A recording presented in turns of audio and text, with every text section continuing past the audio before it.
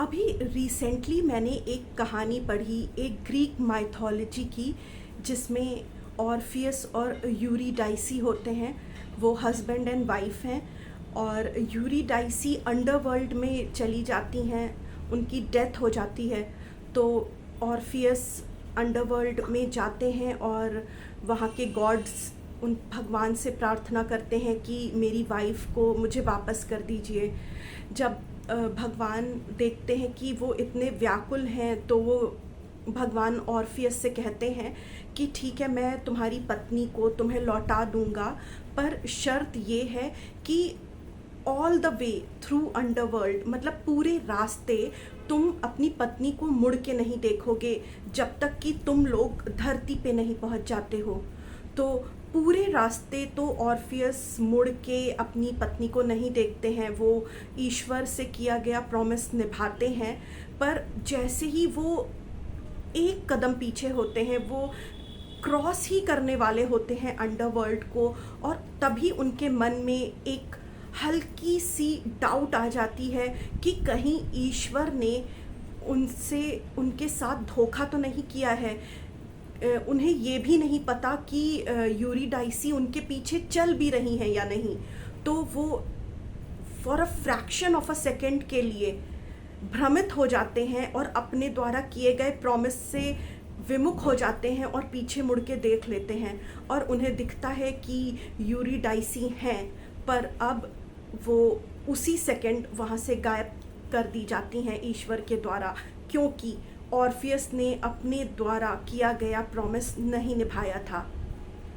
इस स्टोरी से हमें ये सीख मिलती है दोस्तों कि कई बार ऐसा होता है कि हम अपनी मंजिल तक पहुंचने वाले होते हैं, हम जो इतनी कड़ी मेहनत दिन रात लगातार कर रहे हैं उसके फ्रूइशन की तरफ पहुंचने ही वाले होते हैं कि तभी हमारे मन में होपलेसनेस आ जाती है।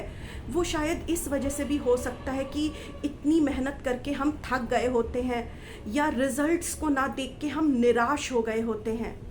पर वही वो एक क्षण होता है दोस्तों, जहाँ पे आपको ईश्वर पर पूर्णतः अपना विश्वास बनाए रखना है, अपने उस ट्रस्ट को खोने नहीं देना है। जो टोटल सरेंडर होता है, जो पूर्णतः शरणागति होती है, उसे प्रैक्टिस करना है कि मैंने अपना काम ईमानदारी से किया है ईश्वर, अब ये ईश्वर का काम है कि वो मुझे इसका क्या फल देंगे, वो मेरे हाथ में नहीं है। और वो ट्रस्ट, वो सरेंडर होना बहुत ज़रूरी है दोस्तों, वरना आप उसी आखिरी कदम पे रुक जाएंगे और जो आपको नेक्स्ट कदम पे हासिल होने वाला है वो कहीं खो जाएगा।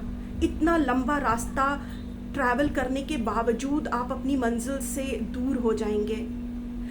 तो जब तक आप अपना गोल नहीं अचीव कर लेते हैं, जब तक आपको वो नहीं मिल जाता है जिसके लिए आप प्रयासरत हैं, आपने दिन रात एक कर दिए हैं, तब तक ईश्वर के प्रति अपने ट्रस्ट को, अपनी आस्था को भ्रमित न होने दें। एक क्षण के लिए भी वो डाउट मन में ना लाएं कि पता नहीं मेरा ये काम बनेगा या नहीं, मुझे ये सक्सेस मिलेगी या नहीं, मैं ये गोल अचीव कर पाऊंगा या नहीं।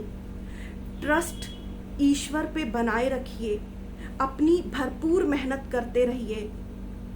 इसके बाद दोस्तों आपको अपनी गोल को अचीव करने से कोई भी नहीं रोक सकता। तो इतना रास्ता जब आप ट्रैवल करके आ ही गए हैं, तो अब पीछे मुड़ के क्यों देखना। Thank you.